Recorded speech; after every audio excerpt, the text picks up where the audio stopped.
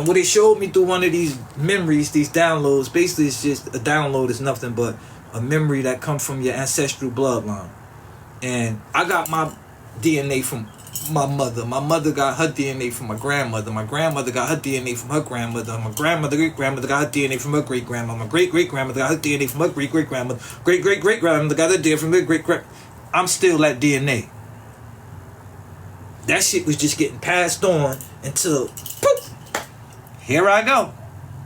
So I'm the living offsprings of my ancestors. So when I connect to my ancestors, I'm not connecting to nothing outside of me. I'm connecting to something inside of me. I don't pray up looking up to my ancestors. I go within and say ancestors. It's in my DNA. And everything that they recorded, everything they knew, I know. I know how to connect to that. So when I say downloads, that's what I'm talking about. So I got this download basically, and it was showing me that first thing you got to understand is that we are eternal. Your soul don't die. Sorry for all the people that want to believe in heaven and hell. This shit ain't real. Hell is a state when you living in those lower three chakras. Heaven is a state when you living in them higher chakras. It's something you experience only here. You don't experience heaven and hell after life. You experience it during life. However, when you do leave your body, it is a transitional stage from one form to another form. And when you're going through that transition, what our ancestors called the duat, or they call it the halls of Amente. It's basically because you're out of your body. Let's say if you just extremely angry while you're in your body, and every day you triggered, and every day you depressed, and you're going through this all the time in your body. Your body is what allowing you to be it to a certain degree. So when you leave out of your body, now you're in the infiniteness and you're the infinite. You will experience yourself infinitely. You judge you. You are the judge. So if you're a harsh motherfucker, you always judge. Look at this motherfucker there. They talk about people and you judge it. You're going to be a harsh judge on yourself. We judge ourselves. So that whole judgment after death, it's really real. But you are the judge. It ain't gonna be no Mayat there. Yeah, that is Mayat is gonna be there. The subconscious that recorded everything. You know what I'm saying? And so that's neither here nor there. But that connect to what I'm about to break down. So basically, it just show that we go through a transitional stage, and during that transition, if you got all of these negative energies within you, you will experience that shit to the max. You will experience you with no limits. That's what they call hell. But if you free and you got a heart as light as a feather, you don't even have to transition back into a lower dimension, which is Earth. It's the lowest fucking dimension. You could go into the heavenly realms. You could experience what you call heaven. But that's still a transition. Nobody stays in this heavenly space or this hell space for eternity and just burning and all of this, or up there singing with the angels. The singing is talking about a vibration, not nobody up that motherfucker with drums and beats. It's a vibration that's so high, and I experienced that on the outer body experience, going into a star. That's the star space. It's just a vibration that's so fucking high, you just be like, yo, I never want to leave this shit. But do you never want to leave? You're gonna want to leave. Imagine you being in that shit for 1,000 years. You're like, all right, I need to feel something more. You know, anything that we get used to, we want more of. That's just how the soul is. It always want to expand. So life forever expands. And it's expansions that go up for eternity. And when we was in the dark age, we already knew. We got heavy hearts. We got shit within our heart we never released. So we come back to our bodies. You know what I mean? And this is why it was all about bloodline. We literally wanted to come back. And what it showed me was that we had techniques to create eternal life. And one of the techniques was when you transitioning, you can't transition in your lower chakra. Because if you transition in fear, it automatically blocks out everything that you could take with you. But if you transition, you holding your energy in your third eye, and you allowing yourself to vibrate on high frequency.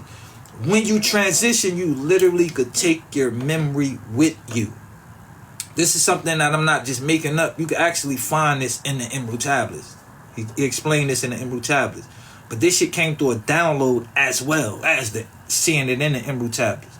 And this other part not in the Emerald Tablets. But basically it said, when we used to do this, because we know we transitioning, we will hold our thoughts into our third eye.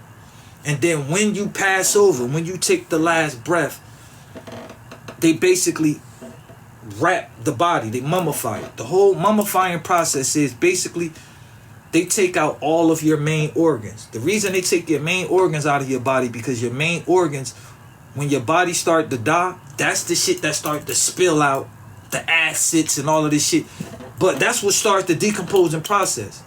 You know, once this shit start to die, it's leaking out this, and all of these fluids is leaking out, is what start breaking down everything and deteriorating everything. So they take all of those out and put them in these what they call Kenobi jars. They put these in these jars. They get buried and they be in your tomb because they are a part of you. They basically turn into like this liquid. But the only thing they leave in you is your heart, because your heart is the only organ that's in there that don't deteriorate you, because it's the divine feminine. It's the one that birthed you in the first place. So when they do that, and then they put oils on your skin, because they want to, basically they put oils on your whole body, and they put bombing fluid. That's when bombing fluid come from, for the inside. Bombing fluid, all it do is just make sure that that process don't start. You don't want to go on the funeral and you smelling dead body. So the bombing fluid stops the death process till you get in the dirt, and then your fucking organs start breaking down and and then be over. So all they trying to do is really preserve the body. They use these oils, they use certain fucking herbs, they wipe you down, they put you, and then that's why they bandage you. So, and it ain't just like they wrapping you. They take the bandages that they wrapping, and they putting oil all on that, wrapping you in that. All of this shit is preserving your body, and this gives you eternal life because you never actually die. You only dead once your body all the way fully disintegrate. That's why fucking burning you to ashes and all of that shit is a way to. But then, yeah, that's the way to kill you for real. That shit fucks the whole process up. That shit is really terrible. But that's another story. That's why we didn't do that. But basically, they preserved the body by wrapping it and doing all of this shit. And then now, once they put it in there, it was 3 layers of casket. It wasn't just one casket. If you ever seen them pull a pharaoh out, it was basically like a metal, a brick, and a gold. Because all of that is creating a frequency now in there for the body. That's helping preserve the body. The body never get buried in no damn dirt. They get put in the tomb. That's why you had these tomb robbers. They wanted that gold. They wanted all of that shit. So before the pharaohs died, the pharaohs had to basically write out everything that you want to remember. So that's like all this knowledge I got, but it's like, yo, what's some shit that if I came back, like, I definitely want to know this. Like, this the core of me. And you start writing that shit out. This is where pyramid texts come from. Book of the Dead. Because they found them in the graves of all of this knowledge. But this is the knowledge that this person want to remember. It's not just the knowledge. Like, everybody not buried with the same text. So if I'm buried, I want to write down, I want to learn hypnosis. This is how you do it. I want to learn this. I want to remember this. I want to remember my powers. I want to remember this. You ain't going to want to remember your baby mother or your kids or none of that shit. They not going to be here. You want to be able to keep the knowledge with you. And then they take things that's of you. So for instance, I had this shit for mad long. So my energy, this is what they call a relic. My energy is embodied into these crystals because I wear them so much. And I even had this thing for a long time. So this would be things I would put in my tomb, right? So now they know that because of the body is still alive, they know that you're going to be born into your bloodline. Because you got to come into a body that resonates on the frequency that's closest to your residence. closest to the vibration frequency that you're on, who's going to vibrate closer than your actual family? This is why I was all about bloodlines, keeping it in the bloodline. So then now, when these births happen, yo, the daughter of the king having a baby, it's a son, and the son come out, they don't even name the baby yet. They take the baby, and then they take him into the temple. They would take one object, let's say this. They would sit this on a table or on the floor, and then they get a shiny object, put it here. They get another object, put it there. Get another object, put it there. Let the baby go to which object it want. When we babies like that, you don't have a consciousness yet. So you have no thinking mind. You don't have no unconsciousness yet. So you don't got no programs.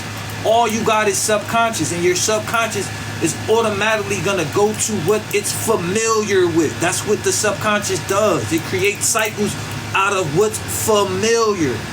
So the baby will literally go to this because it's mine. I know this energy.